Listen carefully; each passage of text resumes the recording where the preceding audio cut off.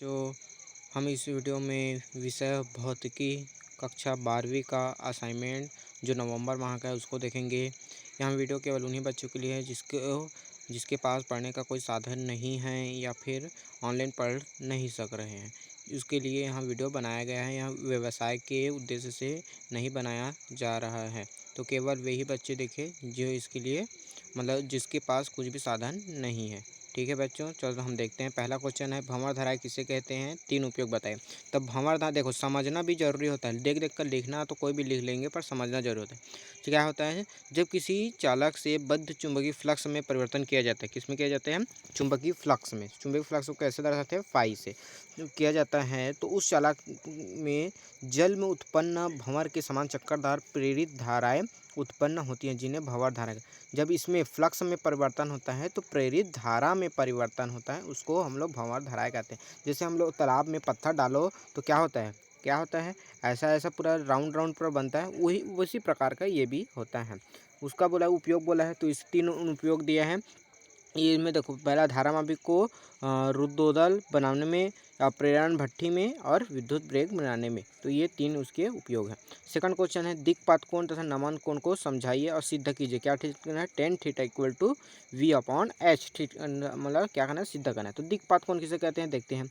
पृथ्वी के चुंबकीय यामोत्तर एवं भौगोलिक यामोत्तर के बीच बने न्यून कोण को क्या बोलेंगे? दिक्पात कोण कहेंगे। क्या बोलेंगे? पृथ्वी के चुंबकीय यामोत्तर एवं भौगोलिक यामोत्तर के बीच बने न्यून कोण को हम लोग क्या बोलते हैं? दिक्पात कोण कहते हैं। उसके बाद देखते हैं नमन कोण। नमन को चुंबकीय क्षेत्र की दिशा तथा क्षैतिज दिशा के मध्य बनने वाले कोण को नमन कोण या नति कोण भी कहते हैं। तो इसको हम लोग सिद्ध करना है। अब सिद्ध करना है तो हम लोग क्या लिए हैं? मान लो किसी स्थान पर पृथ्वी के चुंबकीय क्षेत्र की संपूर्ण तीव्रता को हम लोग आई के रूप में है, क्षैतिज तीव्रता को एच, ऊर्ध्वाधर तीव्रता को वी, तथा नमन कोण को क्या लिए हम लोग? थीटा लिए हैं। तो मान लो ओ ए सी बी समतल किसी स्थान पर चुंबकीय यामोत्तर को प्रदर्शित करता है, तब आई को हम लोग 2 भागों में डिवाइड किया जा सकता है। अभी 2 भाग होते क्या क्या हैं, इसको देखते हैं भाई। तो पहला होता है क्षैतिज घटक और एक होता है ऊर्ध्वाधर घटक। तो क्षैतिज घटक जो इधर दिख रहा है मेरे को ये, और ऊर्ध्वाधर घटक जो ये है।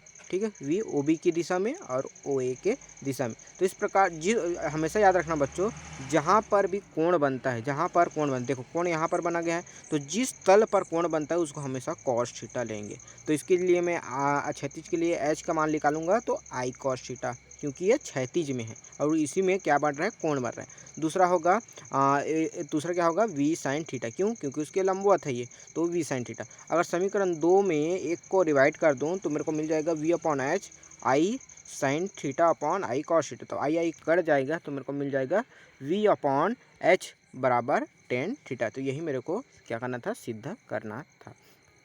तीसरा क्वेश्चन, स्वप्रेरकत्व क्या है? इसको बताना है। किसी प्रेरण कुंडली में धारा का मान बढ़ रहा है, इसकी कुंडली का स्वप्रेरकत्व क्या है? एल है।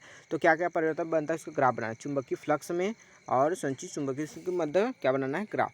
तो ये स्वप्रेरण का परिभाषा है। सेम होता है, मस्त परिभाषा है। जब किसी कुंडली में बहने वाली धारा के मान में परिवर्तन किया जाता है तो उस कुंडली में गुजरने वाली बल रेखाओं की संख्या में परिवर्तन है, जिससे कुंडली में प्रेरित विद्युत धारा उत्पन्न हो जाती है। इसको स्वप्रेरण कहते हैं। तो देखो ये phi is directly proportional to होता है आई। तो यहाँ पर लिखा हूँ, इसी कारण ये में सीधा रेखा हम लोग को प्राप्त हुआ है।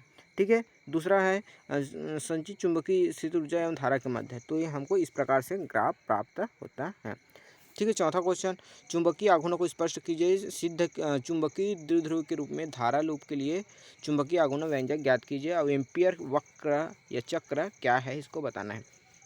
तो हम लोग इसको पढ़ते आ रहे हैं, शुरू से पढ़ते आ रहे हैं। क्या है? चुंबकीय आघूर्ण या चुंबकीय द्विध्रुव आघूर्ण ध्रुव प्राबल्य और उसके बीच की प्रभावी लंबाई के गुणनफल को क्या बोलते हैं हम लोग? क्या बोलते हैं? चुंबकीय आघूर्ण बोलते हैं। यहाँ पर शो कर गया है। अब हमको दर्शाना है, क्या निकालना है? धारा लूप के लिए। तो एक धारा लूप के लिए अक्ष पर चुंबकीय क्षेत्र की तीव्रता क्या होता है? बी बराबर इस प्रकार ये होता है। ठीक है। इसके बाद आगे देखते हैं। इस प्रकार समीकरण 1 में हम लोग क्या रखें? 2 पाई का गुना और भाग कर देंगे। तो ऊपर और नीचे हम लोग 2 पाई का क्या कर दिए? गुना और भाग किए हैं भाई। अच्छा, ये बराबर क्या हो जाता है? पाई आर स्क्वायर, जो क्षेत्रफल होता है। तो इसमें हम लोग अगर मान रखें पाई आर स्क्वायर जगह ए रख दें तो इस प्रकार से मेरा समीकरण 1 प्राप्त हो जाता है। ठीक है। अब इस प्रकार 2 प्राप्त हुए मेरे को। अब हम जानते हैं कि चुंबक की वजह से अक्ष पर चुंबकीय क्षेत्र की तीव्रता क्या होता है? बी बराबर म्यू 0/4 पाई 2m/x की घात 3। तो समीकरण 2 देखेंगे और 3 देखेंगे तो उसमें हमको क्या कॉमन दिखता है उसको देखेंगे। तो m बराबर क्या होगा मेरे को NIA प्राप्त होगा। तो यही मेरा धारा लूप के लिए फॉर्मूला होगा।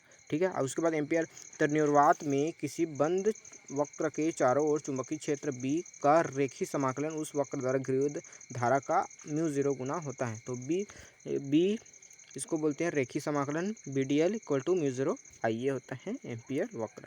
ठीक है। और उसके बाद 5वां क्वेश्चन है, पृथ्वी के कोर में लोहा है, यहाँ ज्ञात है, फिर भी भूगर्भ शास्त्री इसको पृथ्वी के लिए चुंबकीय क्षेत्र की तीव्रता का स्रोत क्यों नहीं मानते, बताइए। तो इसका ये सभी तीनों का आंसर हम लोग देखते हैं।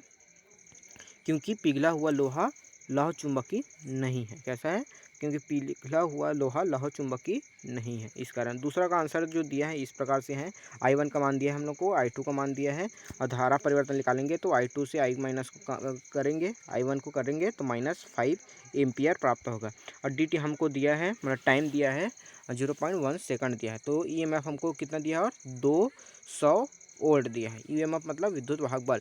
तो E बराबर क्या होता है हम लोग जानते हैं, -L di/dt। तो इसको E का मान हमको दिया है 200, I का मान पता है मेरे को, T का मान पता है, सबको मान रखेंगे तो 4 हेनरी आंसर आ जाएगा।